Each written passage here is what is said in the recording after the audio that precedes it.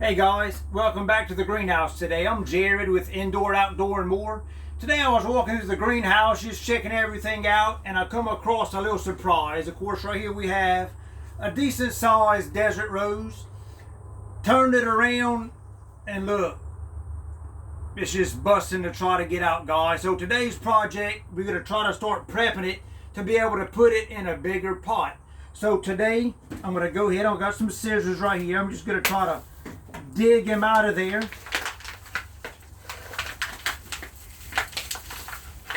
Be a little careful with it.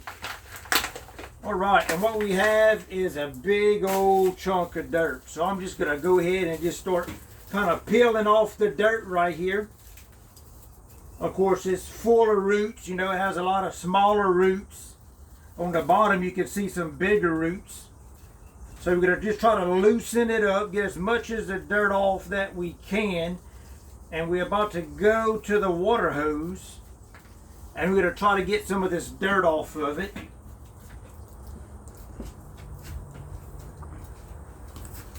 Alright, so I got the water hose right here. I'm just going to put it on a small little jet stream right here and just start hosing off the dirt. Of course, as you can see, we're starting to get some bigger roots up here, right here on the cortex. You know, it's always a surprise when you start seeing the roots. You know, you never know what you're going to get. Kind of like a box of chocolates, you know. So we're just going to keep on hosing it off, getting it clean. That way we can see what we're working with.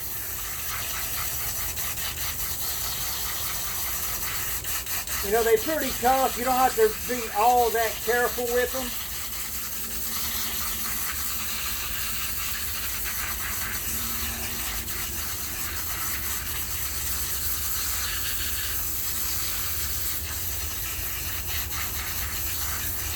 Alright, we're going to try to get the majority of it off to begin with before we start removing some of the smaller roots. And of course, you might have to make a couple trips back and forth, you know, to get it all tuned up nice and pretty, how we want it.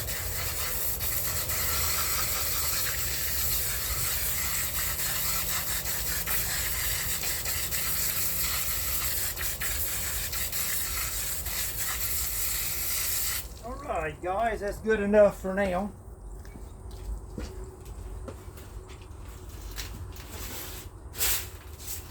Alright, so what we have here, of course, again, is a desert rose. Desert rose, in its native habitat, we get 15 to 20 foot tall.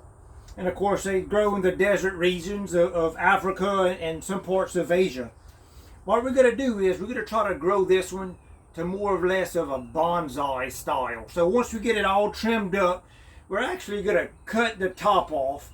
And what that'll allow is for the limbs to, of course, it'll put out multiple branches on each limb, and that'll give us a big, thicker canopy. And of course, the more of a canopy you have, the more flowers you got. So let us start. So what I have right here is I have a knife. I've already sanitized it. You can use rubbing alcohol. Some people actually even just get like a little cigarette lighter and they'll heat up the blade. Of course, be careful, don't burn yourself. So what we're going to do, and of course, again, it's all in your preference of how you want it to look.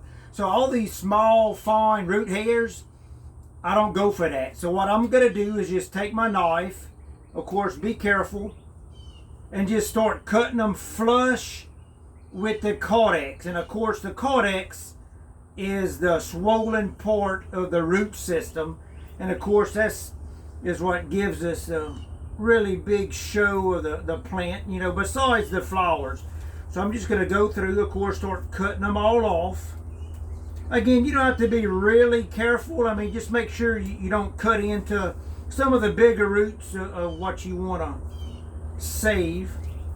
So of course it's starting to shape up pretty nice already by just getting those little small roots out of there.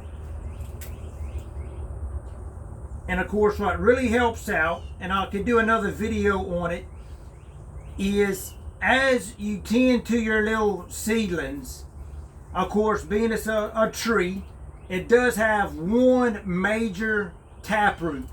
So what I do is when they're 4 to 6 months old, I go to repot them, I will actually cut off that main taproot.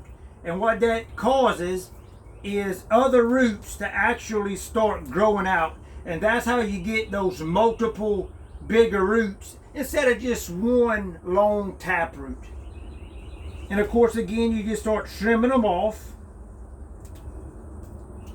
Again, you can leave some, you can cut some off. It's all in what kind of look you're wanting to go for. Of course, it takes a little time, of course, depending on how many roots you have.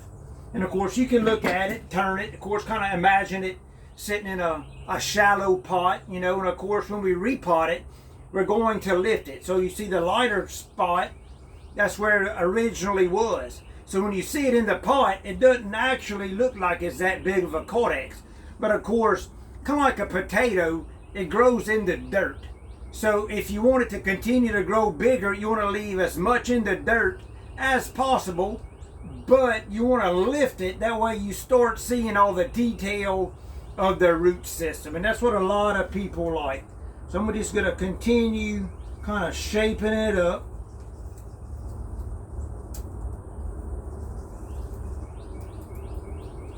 Alright guys, it's starting to look pretty good. As long as you cut most of the smaller root hairs off, normally you can repot it the same day. And of course, being it is in the succulent family, it stores all the water in the cortex, such as a cactus, how it stores water. So what you could do is you could leave it out, and what you want to do is if you cut any main roots off, you don't want to plant it because then you have the chance of bacteria setting in, excess moisture, and of course that would lead to root rot, which would totally decimate the plant, and that kind of goes into another set of issues. So we're just trying to clean it all up, get all this off. You know, there's no science to it. You know, just kind of cut it how you want it. I got some scissors right here. You can kind of reach in there and get them a little bit easier.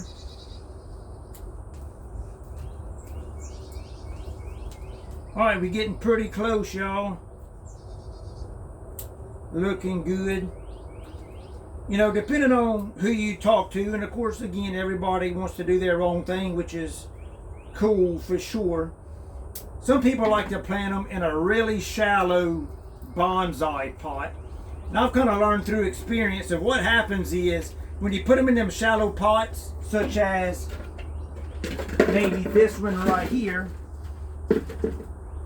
So if you plant it about right here, it only gives you about an inch or two of future root growth. And what happens is if you leave it in the pot for 6 months or even a year, which it does really good because they kind of like to be root bound, but I believe what happens is it actually causes your roots to start growing, and of course then it starts putting out more roots, and then depending on how you want to go with it, more roots might not be what you're wanting because you're wanting actually bigger roots. So sometimes I'll actually use a deeper pot and I'll purposely leave it in there for a year. That way I grow longer roots. That way when it's time to repot it again, I can actually lift it instead of maybe 1 inch. I can lift it maybe 2 inches, and of course what that would do is you'll be able to visually see the cortex even more so. So we're pretty close right here. All these smaller roots right here, I'll get rid of a few of them, but we're getting pretty close.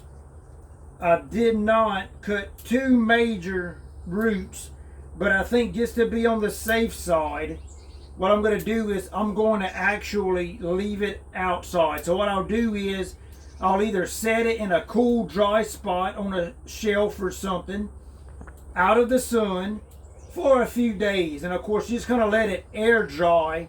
And what that'll do is all my little cuts that I did on it, on the roots, they'll kind of scab over it and heal up.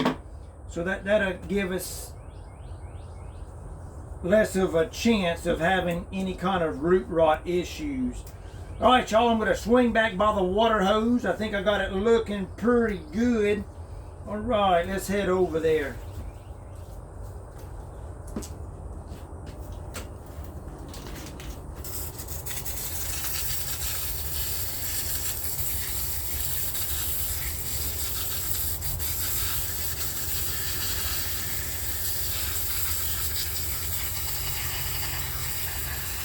All right, guys, this one is looking really good. I'm happy with this one.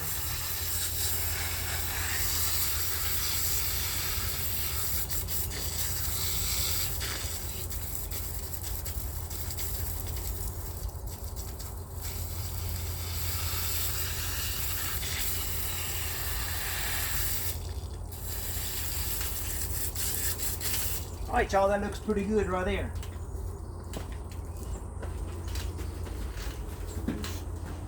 All right, so as y'all can see, it cleaned up. It took all the small root hairs off of there. Then you can start seeing some of the bigger roots.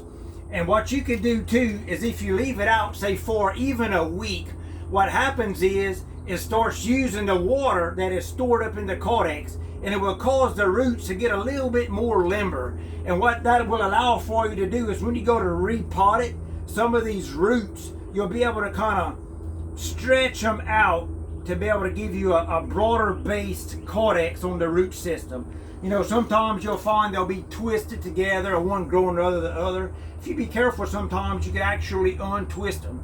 So on this one right here, I'm actually going to try to let the canopy grow a little bit taller. So I'm not quite going to trim it yet. You know, some people don't like to trim the top and do the roots and repot it all in the same time. They say sometimes it stresses it out. I'm sure it does, but I find it doesn't really hurt.